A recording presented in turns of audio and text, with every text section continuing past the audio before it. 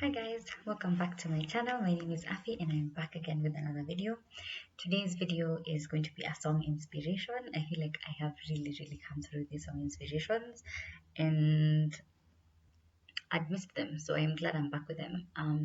Today's video is linked to an IGTV that I did, and I think it also went on my Facebook page. So today's video is linked to that video, and I talk about the Bible plan that I did called Make Room. The Bible plan is actually called Make Room, and the song is called Make Room. So, of course, when I was doing the Bible plan, this song was really coming into my head, and it's that both things they're intertwined because the meaning is the same. Like the meaning of the song and what the Bible plan was teaching is the same thing. So I thought maybe let me just do the song because I love songs and I love lyrics. So this song is by Jonathan McReynolds and it's called Make Room, as I've mentioned earlier. The first verse is I find space for what I treasure. I make time for what I want. I choose my priorities, and Jesus, you're my number one. And that's a really beautiful intro because if you think about it, we're always saying, I have no time, I have no time. And if you haven't watched that IGTV, please watch that IGTV because I think I go a bit in depth into this. But you realize that a lot of times we say, I have no time, I have no time. But the first line, I find space for what I treasure and I make time for what I want, is a truth that we all know. We like to hide behind the lie that I have no time to do this and I have no time to do that. But the truth is, if you want to do something, you will make time for it. And I have a video called Making Time versus Having Time, and you should check that out too. So then the next part is I choose my priorities, and Jesus, you're my number one, right? So that's such a good priority to have as your number one priority. And then it goes into the chorus, which says, so I will make room for you. I will prepare for two, so you don't feel that you can't live here. Please live here. And essentially that's what this is, right? So if God is your number one, then you make time for God, right? And you prepare for two, right? So that God doesn't feel like he can't be in us, that God doesn't feel like he can't speak to us. But I would like to also say, instead of saying God doesn't feel like it, so because I think I mentioned this before, there's this picture where like someone is seated like here and then God is here right next to him, and this person is looking in this opposite direction and saying, I can't see God, God, you're so far away from me, but God is so close, but you're looking away. And so making room for God just means you turning back to look at God as God is looking at you. And then he sort of repeats that part. I find space for what I treasure. I make time for what I want. I choose my priorities. Jesus, you're my number one. Jesus, you're my number one. Then he goes back to the chorus. I will make room for you. I will prepare for two, so you don't feel like you can't live here. Please live here.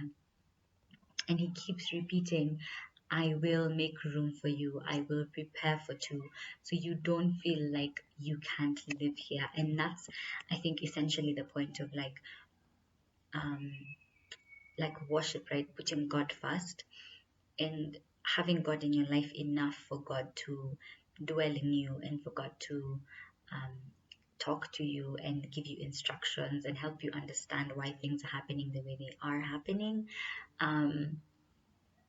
And then he moves on to a bridge where he mentions things that, like, he's like, God, you can take this away, right? So he goes, my will, you can move that over. My way, you can move that over. My ego, you can move that over. My plans, you can move that over. My schedule, you can move that over. My itinerary, you can move that over.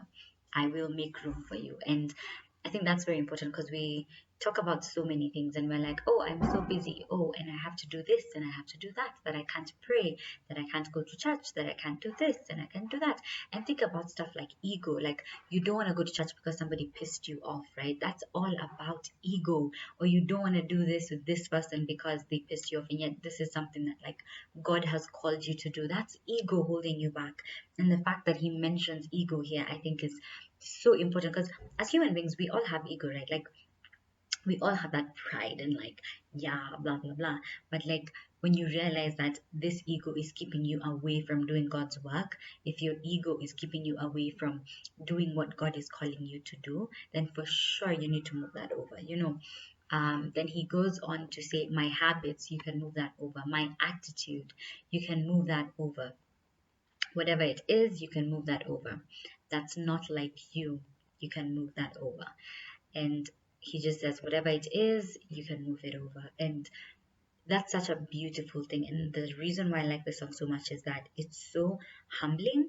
Like, it's such a humbling song. I feel like there's not even that many lyrics. Like, I feel like I'm halfway through the whole song at this point, and literally we're only 5 minutes in. So this song actually is not very wordy in the actual sense. It's really not that wordy. And I feel like a lot of Jonathan McReynolds songs are like that. Like, I've said that about a lot of Jonathan McReynolds songs, that they're not too wordy, they don't have too much to say, but they're so humbling, because when you think, like, move over everything that needs to be moved over, move it over. And I know for me especially, I listened to this song for the first time maybe in March, when I was like, now, like, finally, like, starting my intentional faith journey, is what I like to say. And I think that was the first time I had this song, and I remember thinking, yeah, like, definitely move it over, right? Like, if something is not important, move it over. And I know for the past few months, there's so many things I moved over completely, and it gave me so much room for God. And that's something and that has been such an important lesson. Like, I mentioned in some video, I don't know which video I mentioned, that, like, I always had, like, boy drama happening. Like, there's always a boy giving me issues, and there's always a guy saying something to me, or me being offended, or me being this and that, and blah blah blah. And I remember, like, for the past maybe 8 months, I haven't had communication with, like, anyone who even remotely tries to hit on me. I'm out. Like, I'm just like, nope, this is not working. That's not what's gonna happen. And I don't know if that was the best way to deal with it, because I feel like, but no, to be honest, I really genuinely think it was the right way to deal with it, because I think for so long I was trying so hard to be nice to people, and it was really compromising my life of faith. It was compromising myself. I was compromising my walk with God, because I wanted to be good to human beings. And that's the thing with people, is like, sometimes you making people feel good doesn't really serve your purpose, and you making people feel good doesn't really, like, take you to the places that you need to go. And I think that's the most important thing that I learned here. It was just like making sure that everything that you're doing is in line with God. And if, like, I'm having literally, I don't think I have any conversation with anyone that I don't talk about God. And so, if I can't talk about God with you, then I'm not seeing why, like, I noticed that I don't really talk to too many people. I don't talk to too many people actually already. I think for the past, like, 8 months, as I said, I was moving things over, and moving things over just meant, like, prioritizing, right? So all my friends, I was talking to my friends very, very well. I was making sure, like, we're all intentional and stuff like that. And I feel like we tried a bit. I feel like, and so, and that was good, because then I'm not really talking to a lot of random people that don't really care about me, that don't really like me, that don't know about me, and stuff like that. And what that helped to do was it gave me a lot of time to think, right, and to be, like, with myself. And I talk about journaling, gratitude journaling, and just, like, normal journaling, and that really gives you time to be with yourself. And I think I actually noticed that I did not do too much of that in October, and that's something that I want to definitely get back to, like, journaling and just having time to myself, and sitting down with myself and evaluating how I feel about particular situations, and how I can move forward with them and stuff like that. I think maybe I haven't had too many instances where I felt, because sometimes you don't feel like journaling, but those are the times that you should journal, I feel like. But I haven't really done that for the past maybe 2 weeks. So that's something I want to get back into. But the reason why I want to get back into that is because I noticed that when I'm journaling, then I'm more in tune with myself. And when I'm more in tune with myself, then I can listen to God better. Then I, like, removing all these emotions that you have in you, and removing all these thoughts you have in your head, clears up your mind. And what that does is it allows God to speak to you, and it allows you to listen to God. And that's something that's very important to me. in my life moving forward. Like, I don't ever want to be in a place where I feel very far away from God. And me feeling far away from God doesn't mean God is far away. It means I'm turning away from God. So I have to do everything to make sure that I am not turning away from Him, that I am turning in God's direction, and that I can just speak to God. So anyway, so we go on with whatever it is, you can move that over. And he says anything that's in your way, you can move it over. I mentioned earlier, he said anything that's not like you can move that over. And I know I did that as well. Like, I wasn't watching too many shows, I wasn't listening to a lot of secular music as well. I think for the past maybe 8 months, the only music I was listening to is Taylor Swift music. Like, that, I think that's why I used to post so much about her music, because that's all I was listening to that was not gospel music. It was just Taylor Swift. So I was just listening to her entire discography because I love her music so much. But also, I was trying very hard not to corrupt my mind with too much, and so I wasn't really like reading. I wasn't what is it called, listening to a lot of secular music. And if stuff is not like God, then I'm not gonna have it. So you can move that over. And so anything that's in God's way, move it over. That's something you need to know. If you have friends who are moving you away from God, please leave them alone. And I know I speak a lot about friendships here because I think friendships are the number one relationship that have a lot of influence in your life. Okay, no, I think it's family and then friendships. And so if you have people around you that are moving you far away from God, you need to cut that out. Because if having a relationship with God is important to you, then you cannot put anything else above God. um, then he says, whatever it is, if it takes your space. Let me tell you why that part is so important to me. Because as we live our lives, we like to worship different things. Like, we're worshiping music, we're worshiping social media, we're worshiping people, we're worshiping, like, putting those things. When I say worship, I just mean putting things first, right, before yourself. And so if you're here, if like the most important thing to you is like listening to music in the morning, I think it's fine, I think it's good. But I think make sure that you're also worshiping God.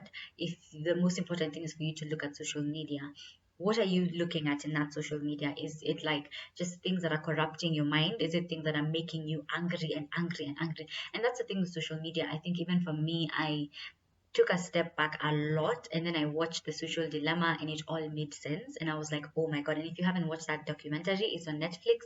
I highly recommend it. I think I'm going to do an entire video of like just my thoughts on that.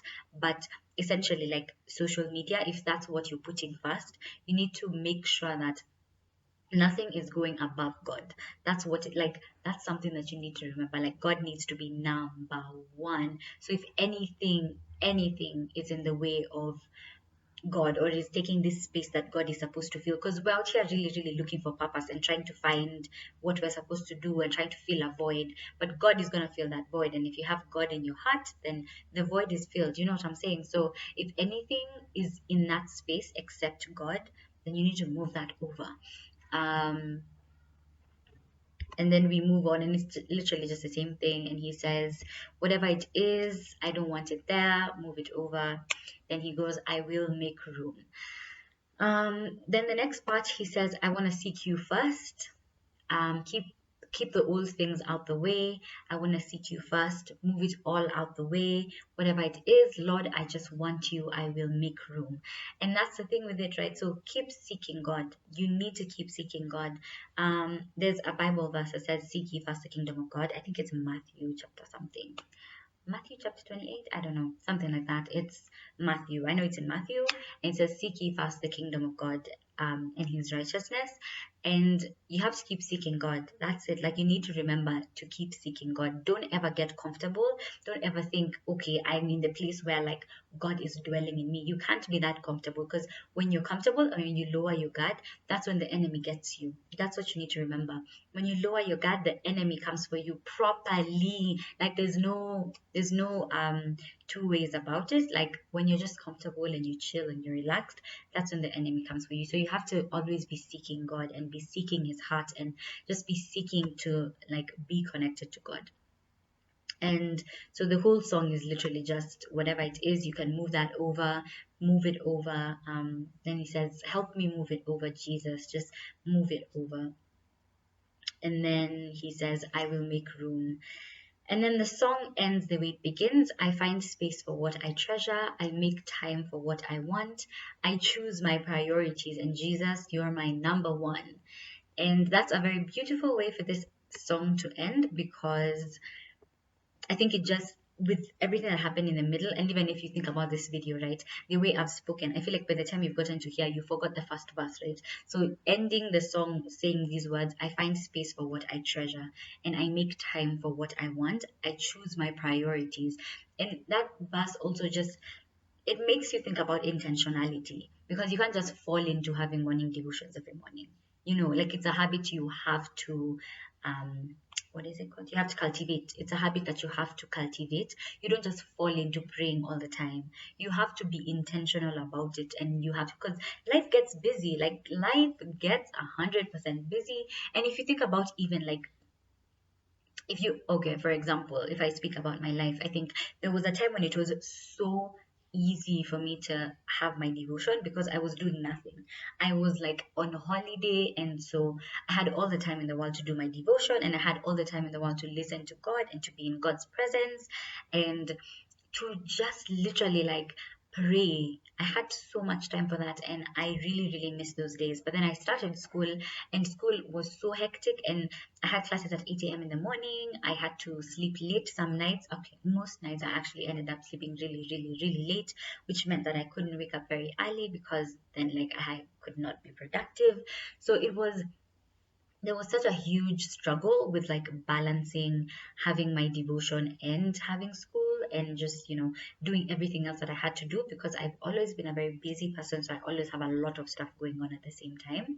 And so just finding time to just balance it all has been so difficult, but it's been worth it, you know, because then when I find time and when I do it, when I intentionally like set out, put out, when I set time for me to do my devotions and then I do them, I feel so good, and I feel so filled with like the spirit, and it's so good. I feel like when God is really, really like talking to you and speaking to you and trying to teach you something, you really need to be open to it. And when you are open to it and you do listen and you have the wisdom to execute it the way it should be, it's the best thing in the whole world, you know. And so something like faith has been so important to me. Like, that's my number one priority. Like, it has been my number one priority, and I don't play with it. And I'm not kind to people who are trying to play with my faith. Like, I really, no, I can't. Like, if I feel like somebody is playing with my faith, or if I feel like the enemy is using somebody to bring my faith down, I'm like, nope. That's when I up my game. That's when I am making sure my devotion is an hour, 2 hours. I'm making sure that I'm praying consistently. I'm making sure that I am reading God's word. I am just in the word properly. I am posting God's word every single day. Like, I am. That's really, I cannot play with my faith, honestly, because that's one of the things that's like my number one priority. And so, yeah, that's just something that I wanted to say about making room. And so, I just wanted to prompt everyone to think about making room for God in your life. If you've made it to here, honestly speaking, like, just make room for God. Find time. It doesn't have to be 2 hours. It doesn't have to be 3 hours. It doesn't have to be even like an hour. It could be 30 minutes. It could be 15 minutes. It could be spaced out throughout your day, actually. You don't have to all have it all at once. Like, especially, like, I find that I like having it like in the morning, and then maybe in the afternoon a bit, and then I have something to do at night as well. I realized that I really like, I haven't watched Someone's in such a long time, but I used to watch Someone's at night before I slept, and that set me up for a really good day the next day. So I think I'm going to get back to that. But essentially, my message here is make room for God. Make sure that the things that you're doing are not filling up the space that God is supposed to fill up. Because, you know, if you're filling up that space with social media or a girl or a boy or someone else or whatever, like, when this person disappoints you or when this thing disappoints you, because like human beings cannot feel a void, to be honest. Like, human beings are humans, and they're not perfect, and that means they're going to disappoint you and they're going to make you angry, and you don't want to be angry just because this person did this to you. Like, you can't live your life like that. I think if God is trying to speak to you, you need to be able to listen to God, and with that comes not putting people above God. So yes, And God can use other people to speak to you, but just, pray for discernment and pray that God guides you in that direction. So yeah, that's it for this video. I hope you enjoyed it. If you did, please give it a thumbs up. Subscribe if you haven't subscribed. Press the notification bell so you can get notified every single time I post a new video. Bye. See you next time.